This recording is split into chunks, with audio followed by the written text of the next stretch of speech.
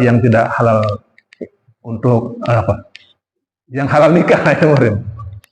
Apa sabda Rasulullah? Li ayyut ana, seandainya ada orang ditancapkan paku di kepalanya, khairun lahu min ayyamassal mar'ata, lebih baik daripada dia menyentuh perempuan ghairi yahillul lahu, yang tidak halal baginya. Sungguh sabda Rasulullah, ditancapkan paku di kepalamu, paku besi di kepala, jauh lebih baik daripada engkau akan menyentuh tangan perempuan yang bukan mahram. Berarti ini menunjukkan larangan keras sebetulnya bagi laki-laki dan perempuan yang bukan mahram untuk bersentuhan, berjabat tangan kah, apapun namanya. Nah, justru yang kebalikan nih, kalau para artis, orang-orang kota itu, seperti kemarin saya bilang di desa gereja kan, apa nih? Kalau dia ketemu sama temennya, sesama laki-laki, sahabat-sahabat, bagaimana caranya? Hai bro, salaman pelak, salaman. Tapi kalau dia ketemu sama temannya yang cewek, di situ dia bercium adu leher gitu kan. Jadi pas kancing ini ya tahu saling peluk yang disebut iya kebalik itu. Ini tradisi yang tadi setan itu yang bikin gitu kan. Yang disunahkan ta'anuk itu laki-laki sama laki-laki, perempuan. Ini pas sama laki-lakinya, hai bro, tang gitu kan, salamannya. Pas ketemu cewek, iya tuh ta'anuk nih. Cipika-cipiki kan, cium pipi kanan, cium pipi kiri. Ini kebalik yang amat sangat gitu. Jangankan cipika-cipiki, bahkan hanya jabat tangan sekalipun itu luar biasa. Rasulullah menegaskan dalam hadis yang lain, inni la usafihun nisa, sesungguhnya aku tidak menjabat tangan perempuan yang bukan mahram. Nah terus berarti bagaimana? Inilah kadang-kadang susahnya kan, apalagi misalnya maaf di bagian tengah nih ya, lombok tengah, lombok timur, kalau sudah misalnya ketemu tuan gurunya kiai. Bismillahirrahmanirrahim. Assalamualaikum warahmatullahi taala wabarakatuh. Alhamdulillahi Rabbil Alamin, wassalatu wassalamu ala ashrafil anbiya'i wal mursalin, Sayyidina Muhammadin wa ala alihi wa ashabihi ajma'in, amma ba'du. Jemaah salat subuh Masjid Al-Maghfirah, sa'imin sa'imat rahimakumullah.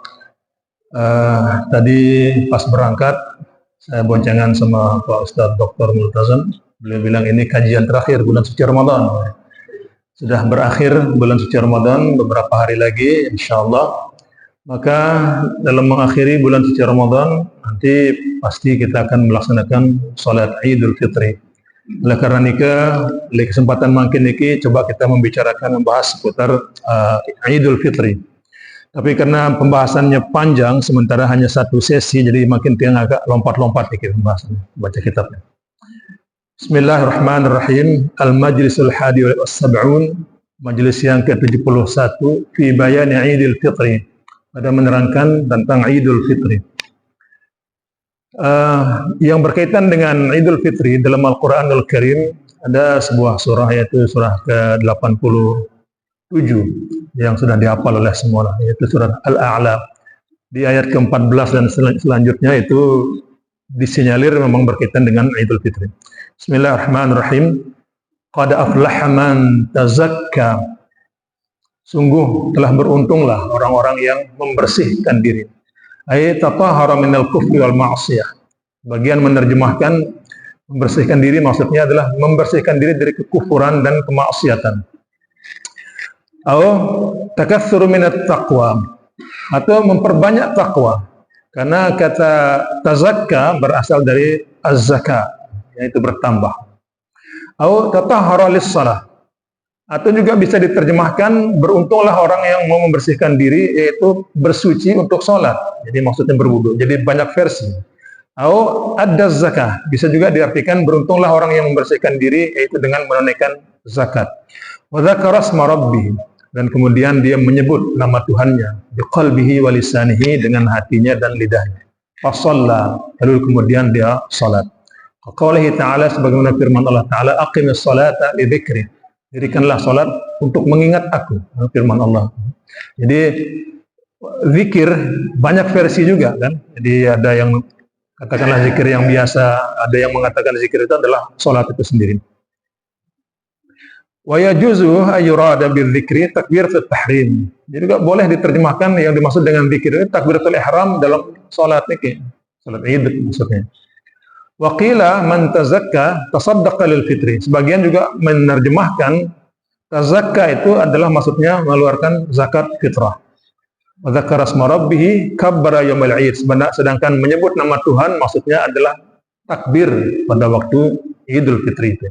Wa shalla salatahu, kemudian kita salat Idul Fitri itu.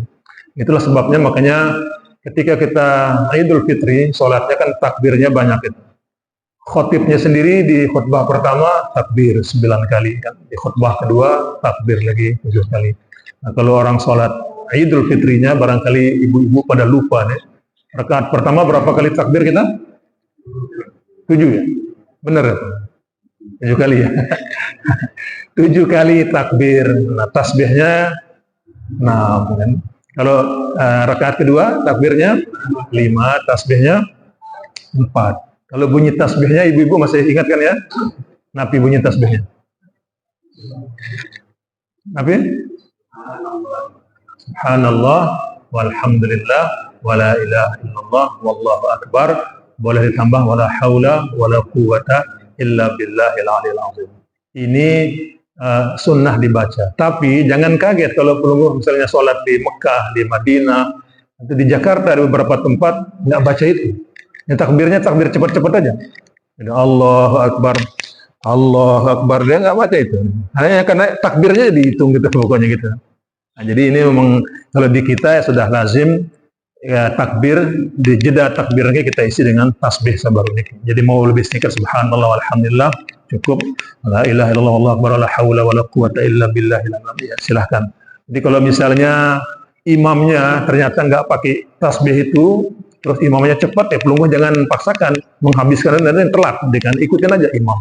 Kalau imamnya ternyata cepat ya cepat. Sempat kejadian beberapa tahun lalu kita di Masjid Timur mungkin lupa itu imamnya takbir. Jadi kayak sholat biasa, kayak sholat Jumat Allah Akbar langsung baca Fatihah kan. Apakah sah sholatnya? Ya sah sholat, ini kan sholat sunnah. Tapi caranya kan yang tidak sesuai dengan tuntunan gitu kan. Tidak sesuai, tapi tidak menyebabkan sholatnya jadi batal gitu. Hanya kurang sempurna saja. Bal tu'thirunal hayatad dunya, tapi kalian semua, Allah sendiri yang mensinyalir ini. Kalian lebih mengutamakan kehidupan dunia. Fala taf'aluna ma yus'idukum fil akhirah. Kebanyakan kita tidak melakukan, mengerjakan hal-hal atau amal-amalan yang bisa menyebabkan kita bahagia nanti di akhirat. Banyak sekali. Jadi orang lebih mengutamakan pekerjaan lah, urusan-urusan duniawi sehingga melalaikan urusan ukhrawi itu agama kita.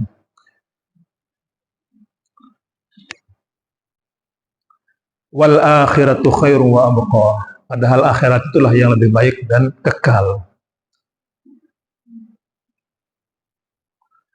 Kena kenikmatan akhirat yang dimaksud lebih baik dan kekal itu, wa inna na'imaha mutaladdidun bidzati khalisun 'anil ghawail lam qita'alahu. Jadi kesenangan di akhirat nanti itu adalah kenikmatan-kenikmatan yang sungguh bisa dirasakan langsung. Jadi pokoknya bukan sebuah perasaan saya, tapi itu memang nanti dirasakan, makan buah-buahannya, ada bidadari, ada semua itu memang langsung bisa dirasakan secara zahir gitu kan.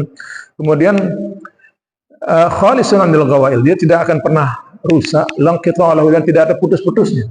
Kalau kita kan di dunia ini pas musim duren, habis itu selesai gitu kan. Musim manggis, makin dicari manggis lah dan mau kan.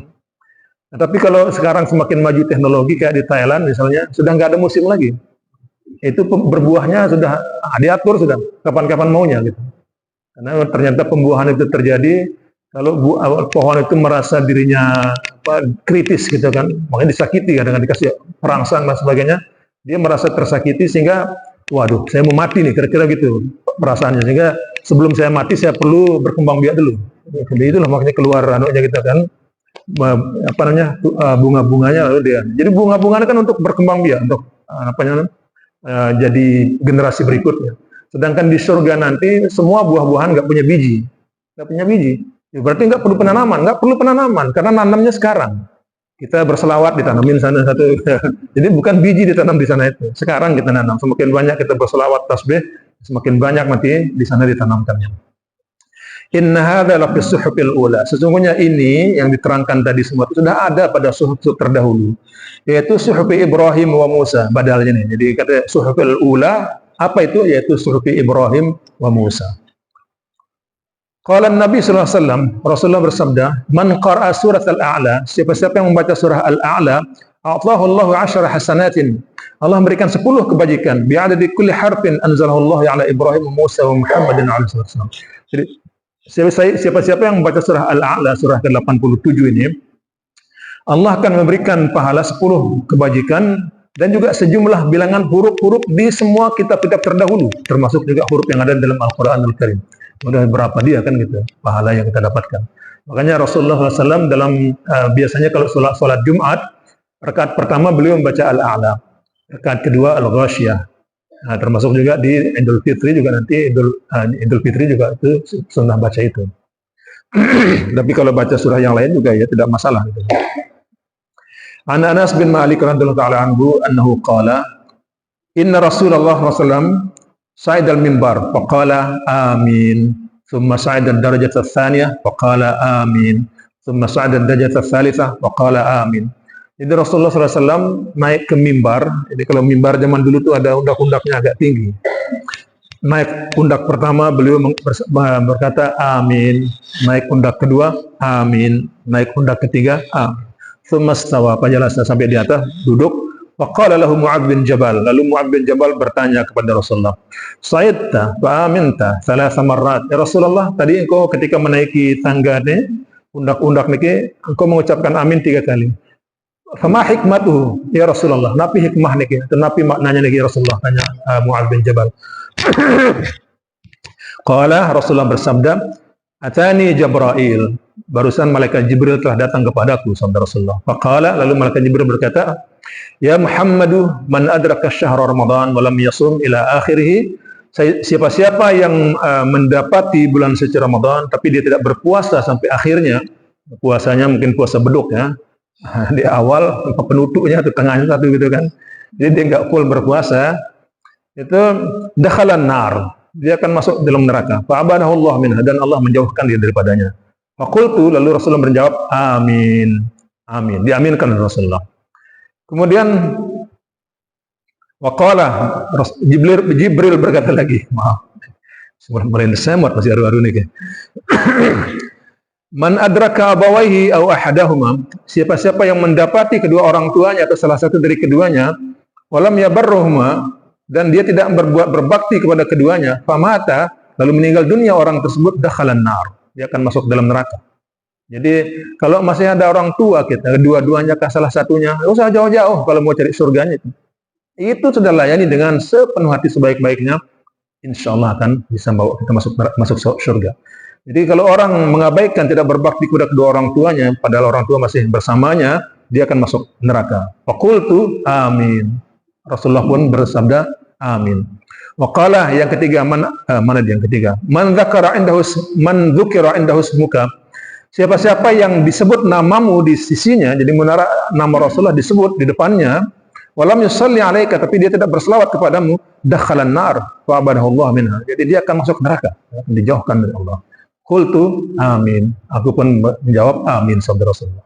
Jadi oleh karena itu kalau ada nama Nabi disebut, baik oleh kita secara langsung, dengar di radio, dengar di TV, di mana saja, baca buku, asal ada nama Nabi besar Muhammad, kita sambung sallallahu alaihi wasallam. Karena kalau kita nggak sambung itu, Rasulullah, malaikat Jibril mendoakan akan masuk neraka orang itu.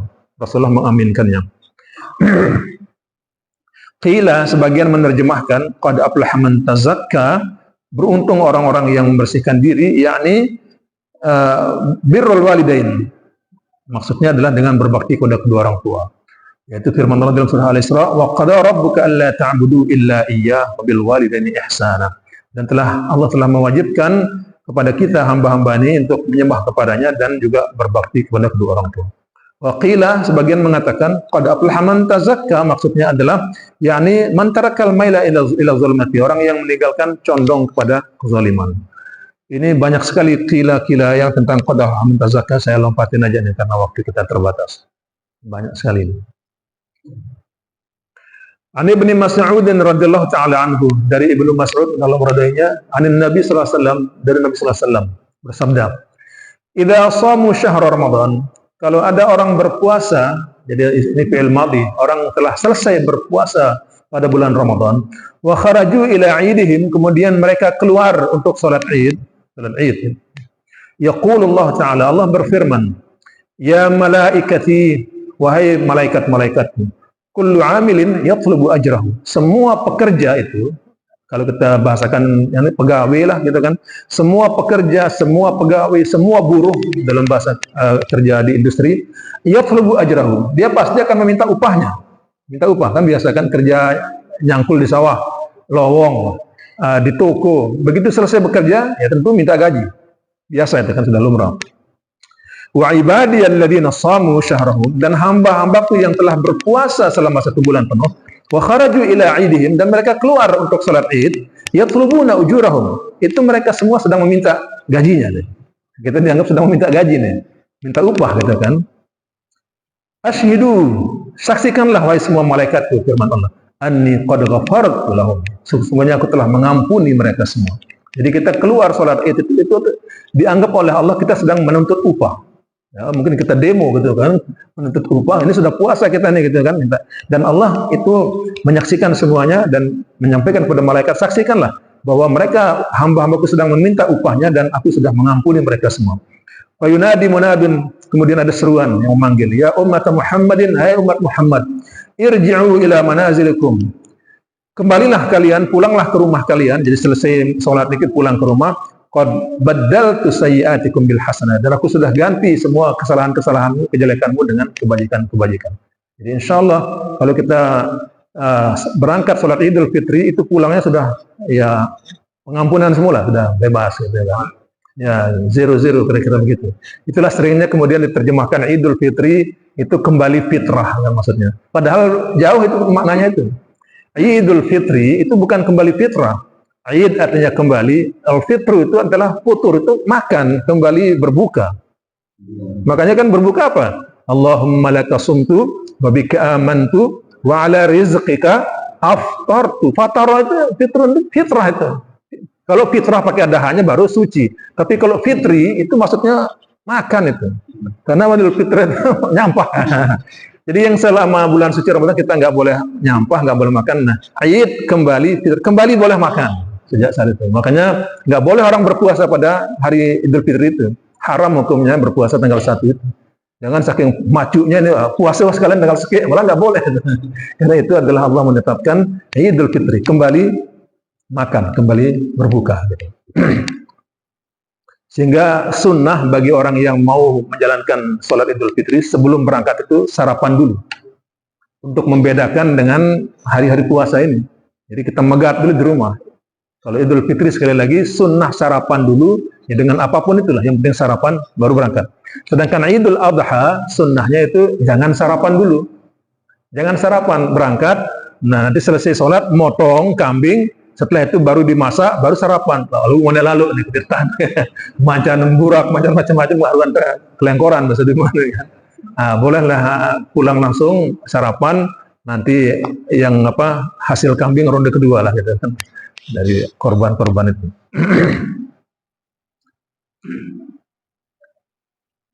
Kemudian ya ibadi,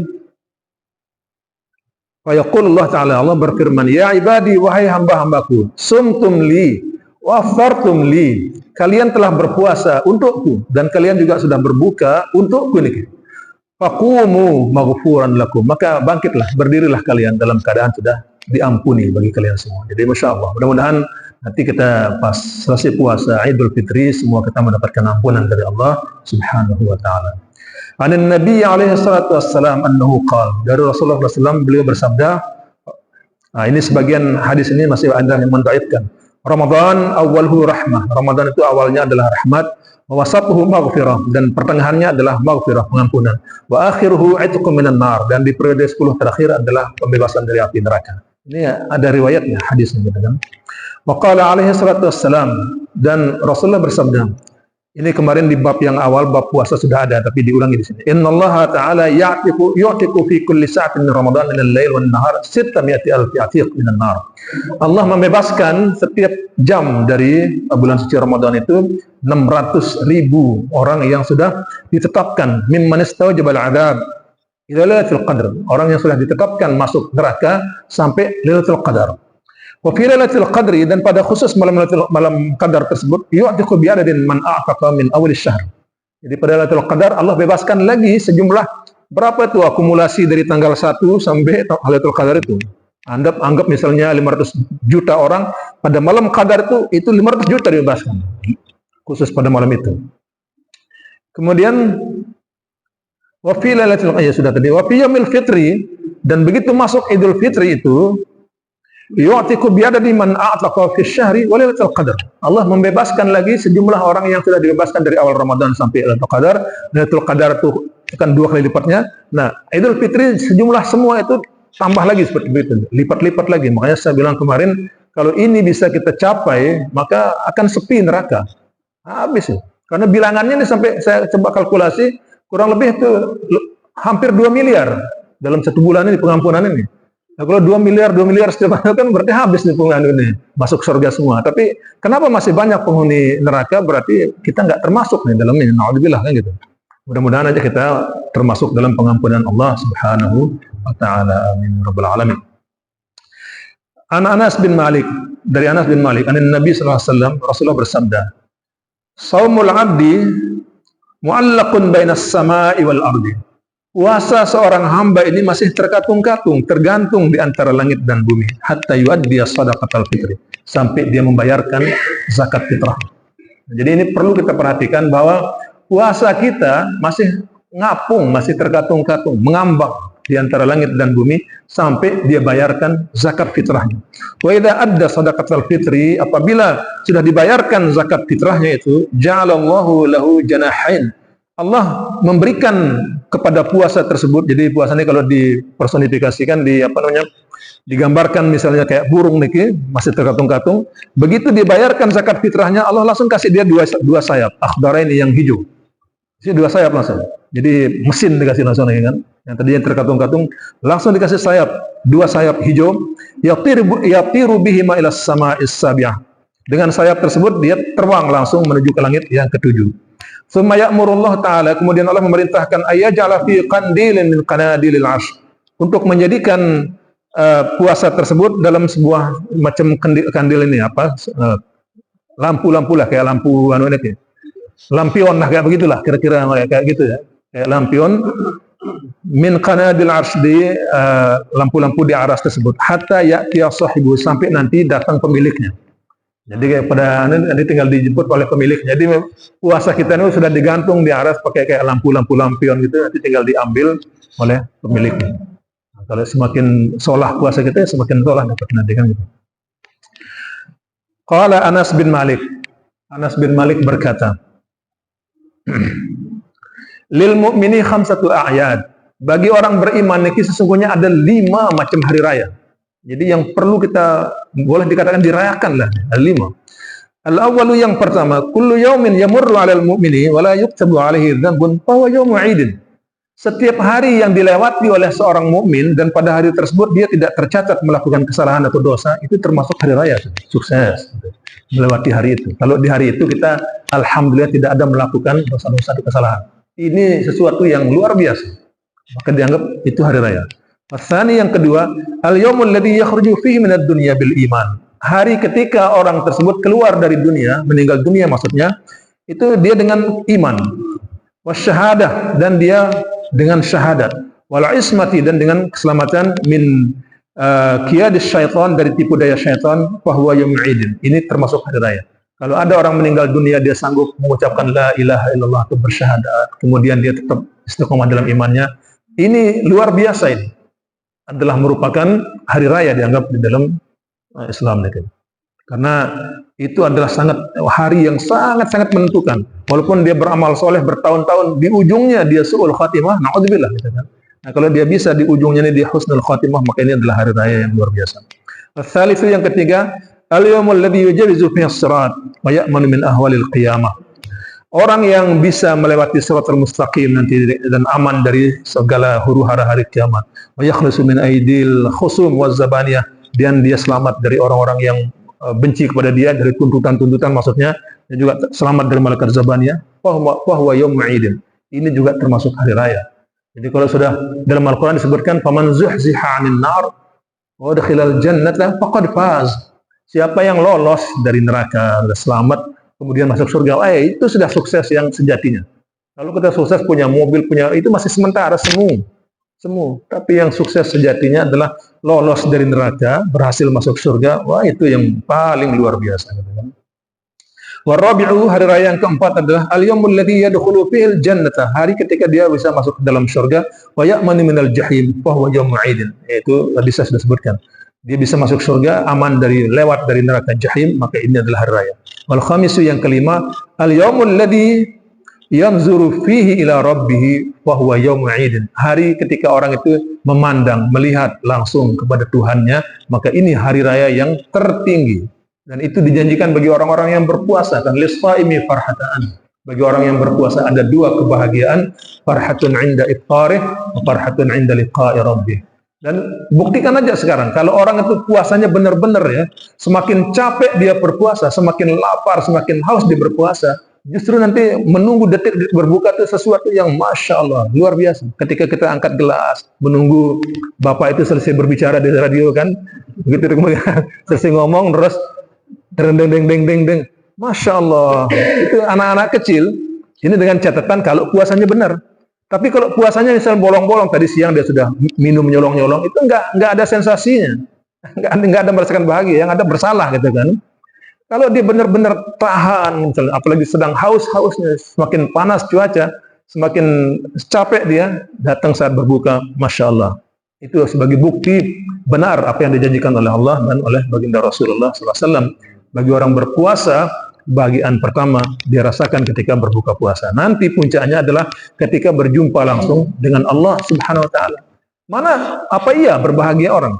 Umpama sekarang ada katakanlah anak-anak atau pemuda-pemuda ngefans sama bintang artis yang luar biasa, misalnya terkenal. Ini kita bukan menyamakan orang, ini sekedar untuk contoh aja. Artis terkenal misalnya di dunia datang ke sini. Terus kemudian walaupun pelungguh punya macam-macam semua itu, tidak mengalahkan kebahagiaan pelungguh bisa langsung berdekatan bersalaman dengan dia, itu sudah nggak ternilai itu nilainya gitu. Sudah kayak apa sudah gitu kan? Idolanya gitu. Nah ini dengan Allah Subhanahu Wa Taala yang maha segala-galanya. Makanya surga dengan makanan-makanannya, bidadari dengan fasilitasnya sudah terlupakan itu. Ketika kita sudah berjumpa langsung dengan Allah Subhanahu Wa Taala itu. Gambarannya. Kemudian wa an Wahab bin Munabbih annahu qala alaihi wasallam, inna iblis, sesungguhnya iblis alaihi la'nah, yasihu fi kulli yawmi 'idin. Setiap kali hari raya iblis itu berteriak, histeris ya, berteriak. Wa yajtami'u ahluhu 'indahu, kumpul keluarganya kan mengitari iblis nikim. Fa yaqulun, semua keluarganya berkata, ya sayyidana, bos, kira-kira gitu kan.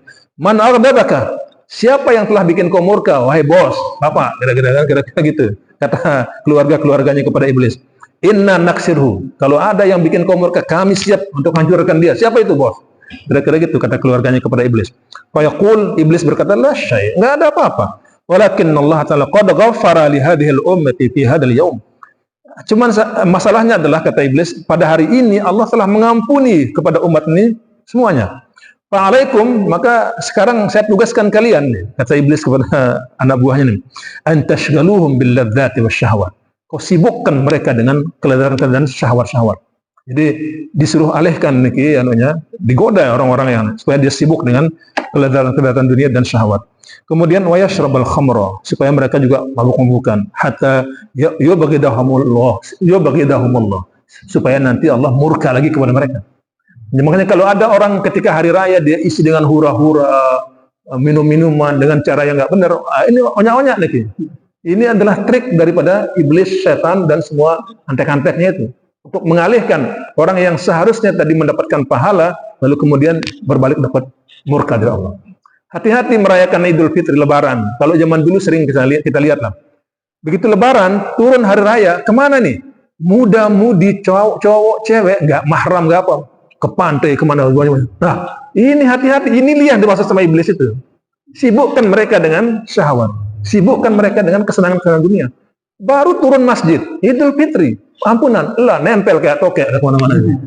Itu sudah dosa besar lagi. Berarti kita udah Kalah lagi nih sama iblis. Dan itu memang triknya dia. Dia teriak histeris gitu kan, gara-gara kita diampuni semuanya. Ternyata dia tahu kelemahannya. Sibukkan mereka dengan syahwat, dengan kelezatan dunia. Dan terbukti.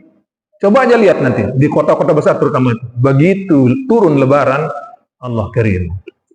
Rusak lagi kan di situ. Baru saja nol, langsung merah lagi catatannya. Dan ini adalah trik daripada iblis dan antek-anteknya. Walidha qala Nabi sallallahu alaihi wasallam, sehingga itulah sebabnya Rasulullah bersabda, ijtahidu yaumal fitri fis sadaqati, bersungguh-sungguhlah pada hari Idul Fitri untuk bersedekah, wa a'malil khair, dan juga amal-amalan yang baik, wal birri, dan juga untuk berbuat kebaikan, minas shalah, banyak-banyak salat, waz zakah, banyak berzakat, wat tasbih, banyak bertasbih, wat tahlil, dan juga bertahlil. Makanya kita pada Idul Fitri silakan takbir, tahmid, tahlil dan sebagainya lah. Jadi intinya pokoknya kita banyak-banyak mengingat Allah Subhanahu wa taala. Fa innal yawmal ladzi yaghfirullahu taala fihi dzunubakum, karena pada hari itu Allah mengampuni dosa-dosa kalian. Wa yastajibu du'aakum, dan pada hari itu juga Allah mengabulkan doa-doa kalian. Wa yanzuru ilaikum birrahmati, dan Allah memandangmu dengan rahmat. Saya lompat supaya kena semua babnya. Waktu sudah mau habis.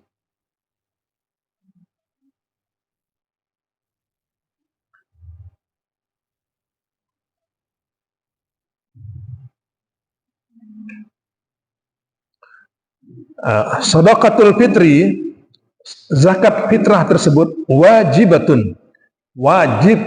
Jadi zakat fitrah ini yang kita keluarkan pada Idul Fitri itu wajib, amalan untuk dikerjakan, la i'tiqadan, bukan sekedar diyakini saja.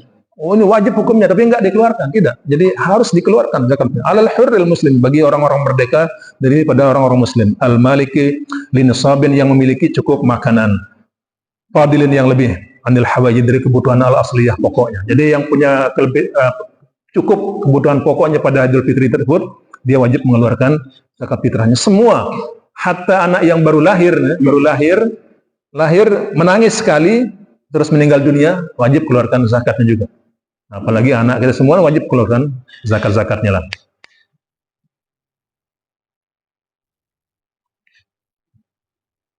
Juga kalau punya pembantu, wa abdihi lil khidmati, pembantu juga nih bosnya, para majikan-majikannya harus keluarkan zakat untuk pembantu-pembantunya juga. Karena kan dia tinggal di situ, dia digaji.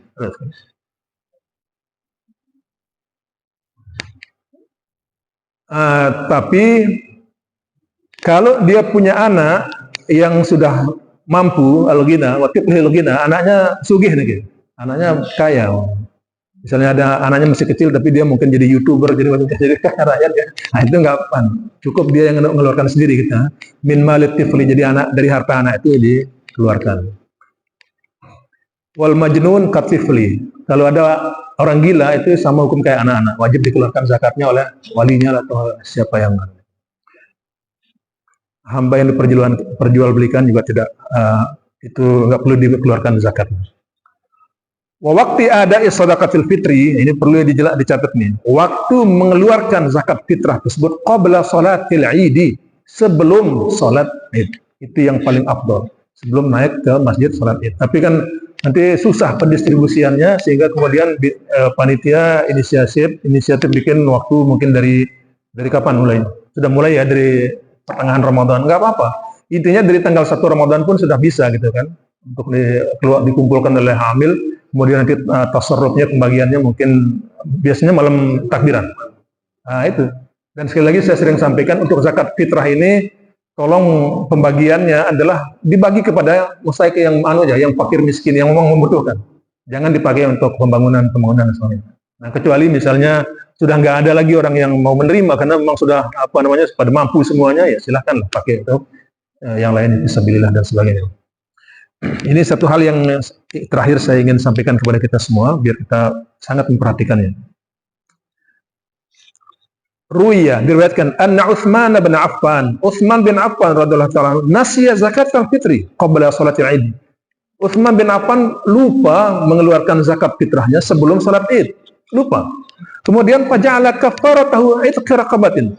Karena beliau lupa mengeluarkan zakat fitrah sebelum hari raya, akhirnya beliau bikin tebusan lah, kefarat gitu kan, denda untuk dirinya sendiri nih, dengan membebaskan seorang budak perempuan.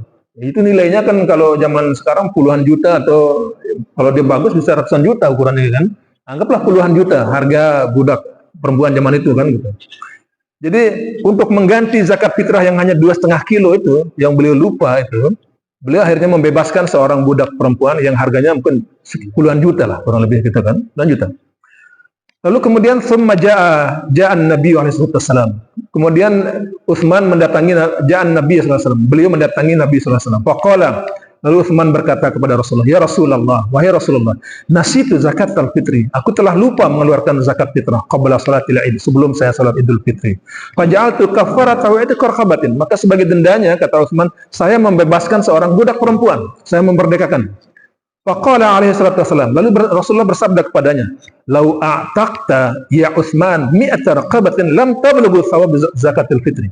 Andaikan engkau memerdekakan 100 orang budak perempuan, tidak bisa mencapai pahalanya zakat fitrah. Jadi andai 100 pun kau bebaskan, tidak ngejar itu pahala. Dia 1,5 kilo itu.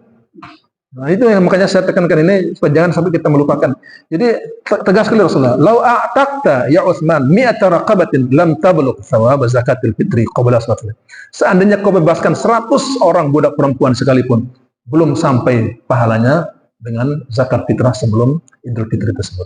Oleh karena itu, kita perhatikan sekali bahwa zakat fitrah ini adalah penyempurna dari puasa kita. Mudah-mudahan Allah Subhanahu wa taala merahmati kita semua. Wallahu a'lam bishawab. Silakan, masih ada waktu.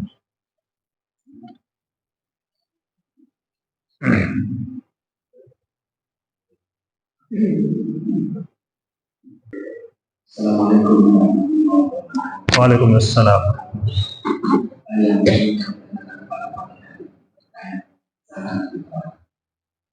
Tadi kalau tidak salah itu hukumnya wajib.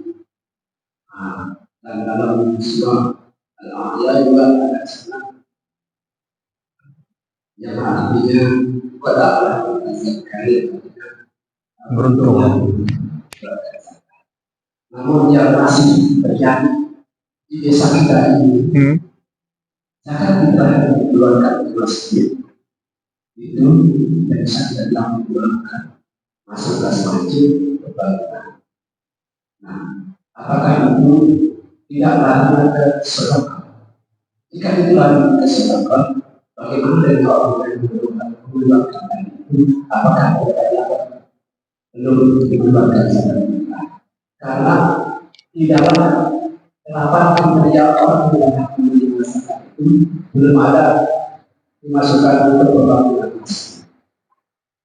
Assalamualaikum warahmatullahi wabarakatuh. Waalaikumsalam warahmatullahi wabarakatuh. Jadi yang perlu kita bedakan, zakat ketika dia mengeluarkan zakat itu kan niatnya sudah jelas untuk zakat fitrah gitu kan. Nah, kemudian adapun alokasi atau penggunaannya nanti tidak mempengaruhi niat atau tujuan orang yang mengeluarkan tersebut. Dia sudah mengeluarkan niatnya zakat fitrah kepada amil. Nanti kan kemudian pentasarrufannya, pendistribusiannya, pembagiannya itu tidak mempengaruhi kemudian gara-gara dipakai ke tempat lain lalu kemudian rusak nilai zakat fitrahnya. Tidak, tetap sudah selesai, sudah urusan gitu kan.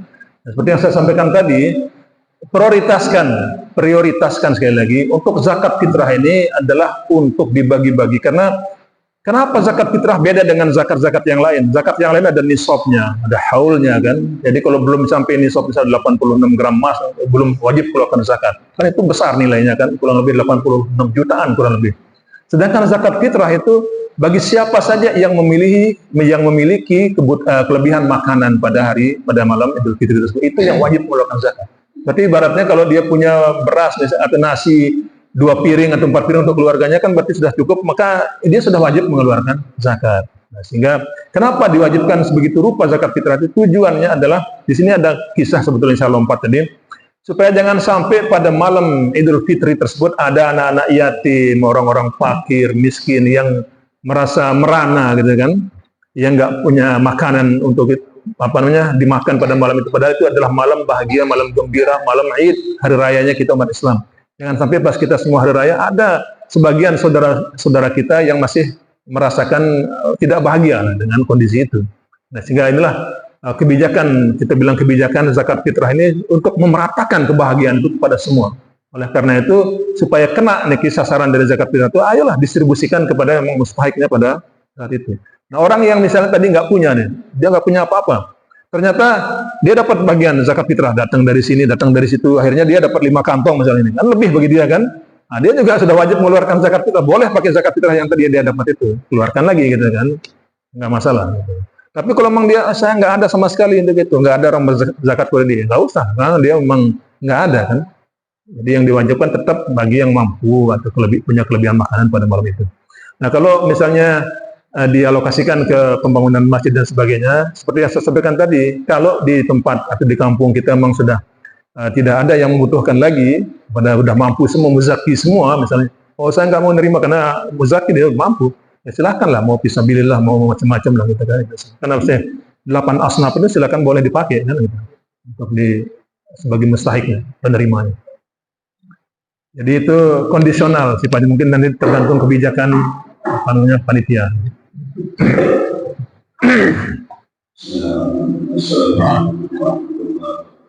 Waalaikumsalam warahmatullahi wabarakatuh. Jadi hadis di kitab tersebut mengatakan untuk orang berpuasa itu kan juga mendapat senangan kebahagiaan, pertama berbuka, kedua berjumpa.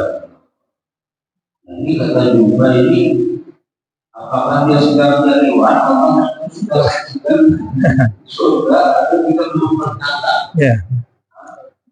Dan mungkin kita bisa Baik. Nah, itu pertama. Terus kedua, apakah boleh kita menolak kamu saking banyak kita itu terutama baru sebulan datang, ya mungkin bahkan jadi bukan banyak. Baik. Baik. Jadi kalau nggak salah di pembahasan sebelumnya tentang bulan suci Ramadan sempat kita bicarakan, berjumpa dengan Allah yang disebut itu adalah berjumpa langsung, bertatap tatapan, saya memandang kepadanya, dia memandang kepadaku. Saya bercakap-cakap dengannya, mereka bercakap-cakap denganku. Nah, ketika Allah berfirman, bercakap-cakap dengan Nabi Musa, itu masih ada 9.000 sekian itu adanya hijabnya antara Allah dan Nabi Musa, cuma satu dibuka. Nanti katanya nih, ketika yang dimaksud jadi jabat tangan itu adalah ada interaksi antara kontak mata, kontak hati. Ini kalau sama-sama jenis, laki sama laki, perempuan sama perempuan. Bahkan sunnahnya adalah, kalau cara ini tradisi lah, berkaitan dengan kalau di Arab Saudi, ta'anuk. Ta'anuk itu asal katanya dari anak ke lehernya, beradu leher, maksudnya saling anu nih ya, saling peluk lah gitu kan. Jadi mengadu leher lah gitu, kalau teng gitu kan gitu. Sama-sama jenis gitu kan, laki sama laki, perempuan sama perempuan. Nah kemudian tadi pertanyaannya bagaimana kalau misalnya laki perempuan yang bukan mahram? Saya peralat sedikit, mahram yang benar, bukan muhrim. Karena muhrim itu artinya orang yang ihram. Kalau pelungguh umrah, haji, kemudian pelungguh berniat untuk ihram dari miqat, setelah pelungguh berniat kemudian pakai pakaian ihram, itu muhrim namanya. Sedangkan ini kita yang tidak ada hubungan mahram, sekedar pelurusan, tapi sudah terlanjur elas gimana? Biarkanlah, yang penting sudah paham maknanya. Yang dimaksud muhrim adalah orang yang tidak boleh yang tidak halal untuk yang halal nikah ya muhrim. Apa sabda Rasulullah? Li ayyut ana, seandainya ada orang ditancapkan paku di kepalanya, khairun lahu min ayyamassal mar'ata, lebih baik daripada dia menyentuh perempuan ghair yahillul lahu, yang tidak halal baginya. Sungguh sabda Rasulullah, ditancapkan paku di kepalamu, paku besi di kepala, jauh lebih baik daripada engkau akan menyentuh tangan perempuan yang bukan mahram. Berarti ini menunjukkan larangan keras sebetulnya bagi laki-laki dan perempuan yang bukan mahram untuk bersentuhan, berjabat tangan kah, apapun namanya. Nah, justru yang kebalikan nih, kalau para artis, orang-orang kota itu, seperti kemarin saya bilang di dalam gereja kan, apa nih? Kalau dia ketemu sama temennya, sesama laki-laki, sahabat-sahabat, bagaimana caranya? Hai bro, salaman pelak, salaman. Tapi kalau dia ketemu sama temannya yang cewek, di situ dia bercium adu leher gitu kan. Jadi pas kancing ini, ya tahu saling peluk, yang disebut, iya kebalik itu. Ini tradisi yang tadi setan itu yang bikin gitu kan. Yang disunahkan ta'anuk itu laki-laki sama laki-laki, perempuan. Ini pas sama laki-lakinya, hai bro, teng gitu kan, salamannya. Pas ketemu cewek, iya tuh ta'anuk nih. cipika-cipiki kan, cium pipi kanan, cium pipi kiri. Ini kebalik yang amat sangat itu. Jangankan cipika-cipiki, bahkan hanya jabat tangan sekalipun itu luar biasa. Rasulullah menegaskan dalam hadis yang lain, inni la usafihun nisa. Sesungguhnya aku tidak menjabat tangan perempuan yang bukan mahram. Nah, terus berarti bagaimana? Inilah kadang-kadang susahnya kan. Apalagi misalnya maaf di bagian tengah nih ya, Lombok Tengah, Lombok Timur, kalau sudah misalnya ketemu tuan gurunya, kiainya, masya Allah gitu kan, salamannya gitu ya, yang semua gitu kan. Saya kemarin misalnya di mana nih di bukan jalan apa namanya ini, Sintung. Itu di pondok gitu kan. Habis itu kemudian salaman semua. Yang ternyata ibu-ibu pakai lapis gitu. Lah, anak-anak santriwati semua salaman. Aduh, darah tadah ya kan. Bagaimana mereka? Kita sudah dia berbaris kayak gitu. Sekali-sekali pedam aja kan. Kita lewatin kali ya. Kita paham itu kita salah ini kan, berdosa. Tapi umpamanya perempuan itu sekali. Iya. Iya, makanya saya juga ngeliat-lihat. Jadi kalau misalnya sudah tidak ada strumnya, udah nggak ada masalah. Ya kadang-kadang ngomong jujur berkata gitu. Kalau yang muda-muda yang salaman nanti, jujur aja kita akui itu nyetrum dia itu. Makanya maksud saya tadi itu pakai lapis. Makanya pakai lapis ini bukan sebuah cara lah untuk menyiasati. Oke, yang Pak Ustaz, apakah berlaku kalau itu hadis yang lebih baik kita ya makanya tadi ini juga berkaitan dengan situasi kan, seperti kemarin gitu jadi saya jawab dulu, kalau pakai lapis bagaimana? Ini adalah salah satu solusi sebetulnya gitu kan, pakai lapis ini, karena yang dilarang oleh Rasulullah itu adalah daripada menyentuh perempuan yang bukan mahram. Nah, yang pakai lapis ini adalah sebuah solusi untuk mengatasi itu kan, tapi walaupun pakai lapis, kalau misalnya ternyata saya sering juga nih, tangan pakai lapis, tapi pas dicium sini kena nih, jadi kan, aduh batal juga gitu, kan gitu. Jadi kan gitu, batal akhirnya gitu kan adanya. Nah, kita ngomong lapis sebatas mana tipis tebalnya lapis? Bahan tas kresek sekarang ya. Nah itu bagaimana? Iya, lapis itu yang menghalangi kulit dengan kulit kan gitu adanya. Jadi hail ini yang menghalangi. Tas kresek umpamanya termasuk halangi ya. Kaos sekarang kan sarung tangan contoh kan, sarung tangan aja. Nah, ini kan sebuah solusi-solusi saja, tapi memang bagusnya supaya jangan menimbulkan fitnah gitu kan. Ini kan kita berbicara Islam itu antisipatif dia, pencegahan, lebih baik preventif daripada akan kuratif di pengobatan itu. Dia pencegahan. Jadi lebih banyak mudaratnya daripada faedahnya lah gitu kan. Dan ini sudah Rasulullah sendiri mencontohkan. Beliau sangat ketat, makanya kan ada istilah kalau istri-istri beliau tuh ada kamarnya, ada hijab lah gitu kan. Nah kalau ada orang misalnya tamu kemudian istri Rasulullah menemuinya tidak pakai hijab, itu sudah jadi celaan itu. Coba dilihat di Al-Quran itu kan. Jadi orang yang menemui warai hijab dari balik hijab dan sebagainya. Makanya saya pernah bertamu dulu ke almarhum Tuan Guru Safwan Hakim, mudah-mudahan Allah merahmati beliau. Jadi ketika duduk di ruang tamu yang lesehan ini, beliau disuguhkan kita disuguhi minuman lah. Itu yang dari dalam itu hanya keluarkan nampannya aja. Keluar nampannya kayak wah ini sakti sekali nih. Keluar kopi gitu kan. Enggak kelihatan siapa itu yang itu, hanya nampan-nampannya doang. Nah, gurunya ngambil itu enggak masalah. Nah, ini adalah cara preventif. Itu Islam itu luar biasa kalau diamalkan. Masya Allah. Berarti Pak Ustaz, untuk berpartisipasi hal tersebut, tambah sama dosa, malah itu tidak tahu datang atau tidak aman, atau bisa. Iya, cukup. Iya, jadi masalah cara bermaaf-maafan, kalau dulu kan interaksi langsung, sekarang ada media sosial, banyak kan. Nah, kalaupun kita ketemu langsung, biasanya kita pakai isyarat. Kayak kemarin saya di Dinas Pertanian di Lingsar itu, sama kepala dinasnya semua. Waktu itu kan halal bihalal ceritanya kan, salam-salaman. Nah, ketika saya jadi depan ya cukup semua yang perempuan-perempuan gini semua. Nah, pas saya langsung turun, mereka antar semua karyawannya laki perempuan, loh saling salaman pada lagi kan gitu. Jadi pas saya doang, mereka ibu-ibu juga paham semua, jadi nggak ada yang semua pada begini-gini gitu. Nah, tapi ada protes dari Muslim China gitu kan. Protes, kemarin saya lihat di videonya, kebetulan lewat. Jadi dia memprotes Bapak Presiden terpilih gitu kan, mungkin terpilih Prabowo. Jadi beliau ketika salam terhormat itu pakai cara begini gitu kan, gini-gini kan, sering gitu kan, Pak Prabowo kan. Itu Muslim China sering protes. Maaf, kata dia kan, kami di China sangat menghindari seperti begini. Karena ini adalah cara sembahannya atau salamnya orang-orang Buddhis di sini, orang-orang Buddha. Cara begini, hindari begini. Buddha itu Buddha.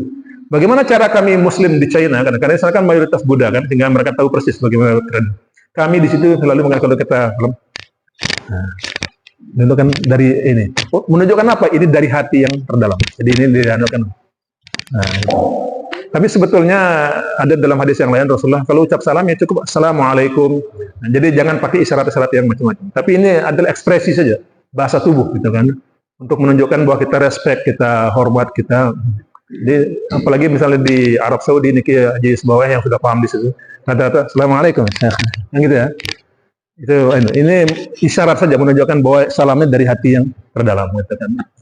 Kalau orang Jepang lain lagi, kalau ketemu di mana-mana itu bersaing lebih merendah-rendahkan. Misalkan kalau pagi gini nih, ohayo gozaimasu, kalau kita di hotel, ohayo, dia nunduk begini, orang yang di depannya akan lebih bawah lagi. Kalau orang yang di bawah dia depan lebih bawah lagi gitu, pokoknya saling saingin bawaan gitu. Iya, jadi ohayo gozaimasu, jadi saling ada begitu, saling merendah-rendahkan. Semakin lebih rendah dia, semakin dianggap dia lebih respect terhadap sapaan tersebut. Tapi kalau kita ya dengan assalamualaikum atau mohon maaf lahir batin, kalau perempuan ya bagusnya ya mohon maaf lahir batin. Cuman ini yang saya tadi ini, yang di sini, yang di sini. Ya harus kita rubah nih, karena ini orang China sendiri, Cina asli bukan Cina sini, Cina yang sono yang saya lihat videonya yang memprotes orang Indonesia yang pakai cara begini. Kami di Cina nggak pakai sama sekali karena ini adalah tradisi Buddha yang mayoritas di China. Mereka tahu tradisi mayoritas di situ, sehingga mereka semuanya mohon maaf lahir batin, assalamualaikum, kira-kira begitu. Nah, itu hanya ekspresi bahasa tubuh. Di WA itu ada nama Memang begini ya. Ya memang. Ya. Memang itu bukan lambang kita. Masya Allah. Baik, jemaah rahimakumullah. Seperti yang tadi di awal kita sampaikan, ini mungkin kajian terakhir di bulan suci Ramadan. Maka supaya tercapai niki target bulan suci Ramadan, yaitu untuk pengampunan bagi kita semua, langkah bagusnya pada kesempatan niki sebelum tiba Idul Fitri kita saling memaafkan. Kalau ada salah khilaf dalam penyampaian tiang juga antar sesama yang pelunggas semuanya lah, mudah-mudahan di majelis niki maupun yang tidak sempat hadir yang mendengarkan, kita semua saling memaafkan, karena urusan dengan sesama hamba niki Allah akan pending, akan tunda niki sebelum beres dengan kita semua niki. Nah, kalau kita sudah berikrar saling memaafkan, insya Allah itu akan memperlancar pengampunan dari Allah Subhanahu wa Ta'ala. Sampun Nabi kita sudah maafkan ya? Sudah maafkan ya? Alhamdulillah, berbuat Allah merahmati kita semua. Subhanakallah wa bihamdika asyhadu an la ilaha illa anta wa nastaghfiruka wa natubu ilaik. Wallahul muwaffiq ila aqwamit thoriq. Assalamualaikum warahmatullahi taala wabarakatuh.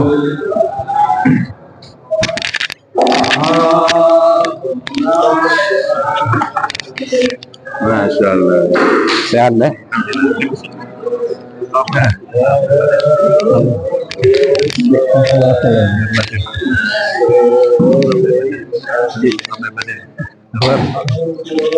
Sehat ya? Alhamdulillah. Alhamdulillah. Sehat ya?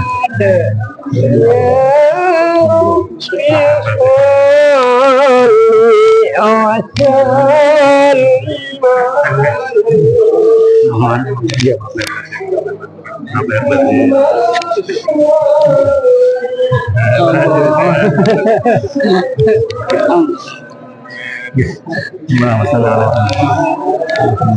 Masalah sehat ya? Dulu ada artis? Oh nanti ya? Oh alhamdulillah. Jadi maaf lah. Sehat kosnya? Jack. Oke, sana.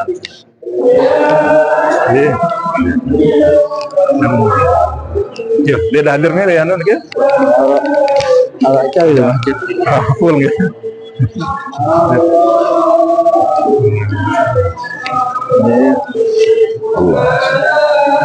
Oh, gitu nih sebentar. Sama. Tadi saya. pembahasan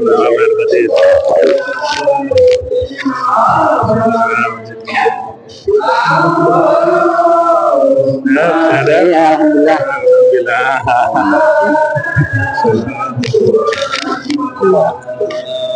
Ya,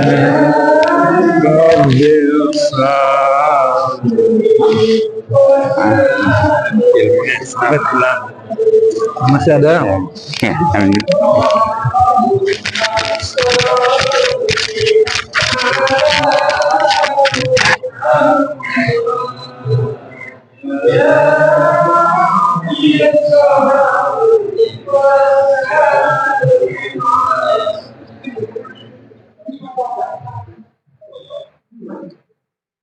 Allahumma sholli ala sayyidina Muhammad. Allahumma